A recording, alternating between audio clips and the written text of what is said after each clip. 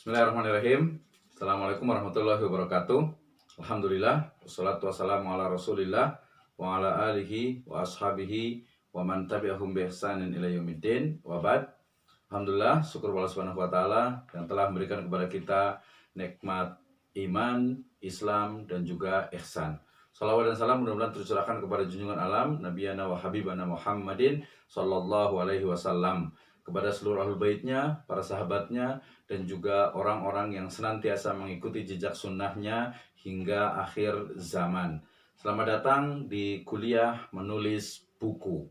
Hari ini kita memasuki sesi kedua, yaitu membuat outline buku. Ini adalah hal menarik yang akan menentukan bagaimana proses dalam penulisan buku. Apa itu outline buku? Outline buku adalah garis panduan awal dalam menulis buku agar penulisannya itu lebih terarah sesuai dengan rencana. Maknanya bahwa outline itu adalah satu panduan ya yang akan kita gunakan sebagai pedoman ya dalam menuliskan buku, dimulai dari pendahuluan, kemudian bagian pertama, bagian kedua, ketiga, dan seterusnya sampai penutup serta daftar pustaka. Nah, bagaimana cara membuat outline buku? Ini adalah hal yang sangat penting harus kita kuasai. Yang pertama, bahwa kenapa atau bagaimana cara membuat outline buku? Jawabannya adalah apa? Dengan pertama itu menggunakan mind map, ya, peta pemikiran. Maknanya apa? Bahwa dengan menggunakan mind map, kita akan mampu untuk mengembangkan ide gagasan yang telah ada yang merupakan tema besar dari sebuah buku. Itu yang pertama, menggunakan mind map. Yang kedua adalah dengan menyusun daftar isi. Daftar isi yang kita buat dimulai dari tadi pendahuluan, kemudian di bagian pertama, bagian kedua, bagian ketiga, dan seterusnya sampai ke penutup, konklusi, dan juga daftar pustaka. Itu juga sangat membantu kita untuk menjadi sebuah outline, menjadi sebuah panduan dalam menulis buku.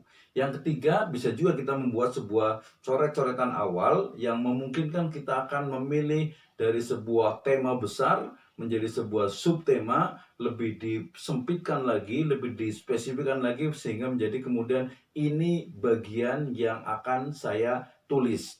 Ya, ini kenapa? Karena agar lebih atau agar buku itu dia lebih spesifik.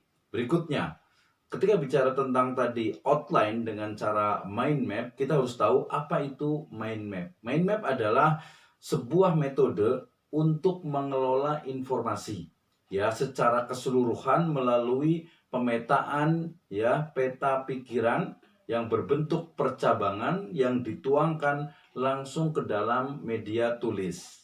Berarti kalau yang disebut mind map itu adalah kita membuat satu tulisan besar di tengah, kemudian di samping kiri kanannya kita akan buat kaitan korelasi-korelasi dengan tema awal. Sebagai contoh, ketika saya mau menulis tentang umpamanya ekonomi Islam, maka ekonomi Islam saya letakkan di tengah ya. Kemudian dari ekonomi Islam itu saya akan buat umpamanya dari sisi sejarahnya, dari sisi perkembangan fikih muamalahnya, dari sisi pendapat-pendapat kontemporer, dari sisi ilmu ekonomi, baik ekonomi makro ataupun mikro. Kemudian juga saya akan lihat dari perkembangan dari institusi-institusi dalam ekonomi syariah, baik itu yang sifatnya itu bisnis, manajemen, dan sebagainya, lembaga keuangan, kemudian juga nanti ada industri halal, kemudian juga ada Islamic tourism dan lain sebagainya. Sehingga mind map ini nanti akan menentukan, oke, saya akan memilih satu dari bagian dalam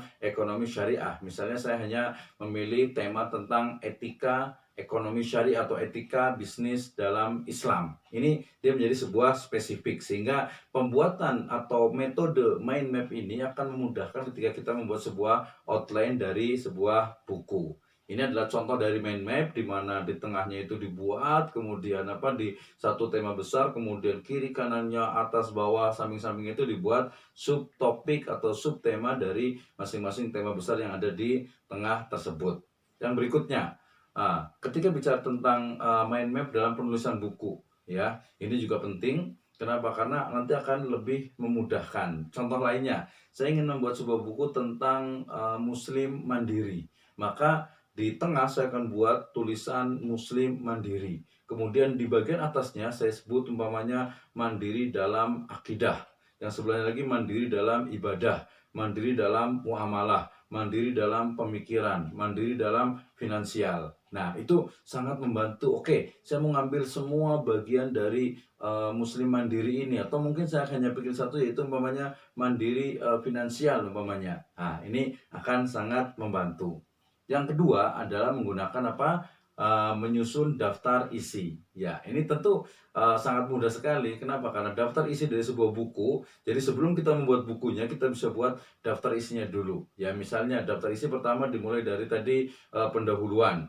Umpamanya saya akan menulis entrepreneur syariah atau wirausaha Islami, ya. Maka pertama kita akan menulis tentang pendahuluan, berarti bicara tentang bagaimana urgensi dari entrepreneur itu. Kemudian bagian pertama saya akan bicara tentang kenapa harus menjadi entrepreneur syariah. Yang kedua adalah ketika ruang lingkupnya adalah umpamanya Asia Tenggara atau negara-negara ASEAN, kenapa ya dengan ASEAN itu? Bagaimana masa lalunya, bagaimana masa kininya, dan bagaimana prediksi di masa depan. Kemudian bagaimana seorang entrepreneur syariah itu bisa mampu menguasai, mampu untuk melakukan ekspansi bisnisnya, usahanya itu tidak hanya di Indonesia, Malaysia, Singapura, tapi di seluruh wilayah-wilayah yang ada di Asia Tenggara ini. Nah, kemudian yang paling penting adalah umpamanya saya ingin bicara tentang karakter, yaitu bagaimana karakter dari entrepreneur syariah yang bisa menguasai wilayah-wilayah tersebut, dalam arti tentu bisa melakukan ekspansi bisnisnya ke wilayah-wilayah tersebut, ya. Maka mungkin bisa diawali dengan belief, kemudian juga bicara tentang dia ibadah yang sahihah, kemudian juga muamalah yang syariah, kemudian juga dia memiliki sifat inovasi, kemudian juga dia bisa out of the box, kemudian juga dia bisa menerapkan blue ocean strategy dan lain sebagainya. Itu merupakan bagian dari karakter-karakter yang kita bisa letakkan di daftar isi, dan biasa diakhiri dengan penutup, ya ada konklusi dan juga daftar pustaka. Itu adalah outline dalam bentuk daftar isi, ya. Kemudian yang ketiga tadi adalah coretan awal. Artinya apa? Ada beberapa coretan-coretan yang kita bisa buat, ya, semacam mind map, tapi kita lebih umum, kita lebih bebas untuk mengekspresikan dari dari ide dan gagasan kita, sehingga menjadi satu bagian, menjadi satu tema besar, kemudian ada subtema, kemudian ada bagian-bagian kecil yang akan kita bahas dalam satu buku tersebut. Kemudian hal yang lainnya, ketika kita akan membuat sebuah buku, membuat sebuah outline dari sebuah buku, maka bisa juga menggunakan rumus 5W and 1H, ya, 5W 1H. Ya, kita bisa lihat dari what, apa, kemudian who, siapa, kemudian juga where, di mana, kemudian when, kapan, kemudian why, kenapa, dan satu lagi adalah how. Itu juga bisa membantu dalam membuat outline sebuah buku. Nah, sampai di sini mudah-mudahan semuanya bisa mencoba untuk mulai menuliskan buku dengan membuat outline yang benar yang akan menjadi panduan. Perlu diingat bahwa outline ini memungkinkan untuk mengalami perubahan, memungkinkan untuk mengalami pergantian, ya, dirubah, kemudian ditambahkan, dikurangi dan sebagainya, agar nanti hasil dari buku ini akan menjadi satu hal yang memang sangat unik, memiliki novelty, dan yang pasti bermanfaat untuk kita semuanya. Demikian, Assalamualaikum warahmatullahi wabarakatuh.